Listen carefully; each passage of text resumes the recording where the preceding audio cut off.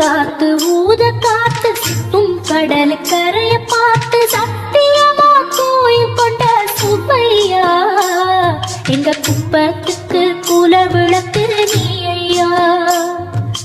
வாட காத்து வீச பார்த்து வலையை எடுத்து வலைய போட்டு மீன் பிடிக்கும் தொழில் நடக்குது முத்தையா. கரை மீண்டு வர காவல் உந்தன் வேலையா. திருச்செந்தூர் ஆண்டவனே வேல் முருகா தினம் உனக்கு நன்றி சொல்வோம் ஆழ்மருகா. திருவடியில் தவம் இருப்போம் திருமுருகா.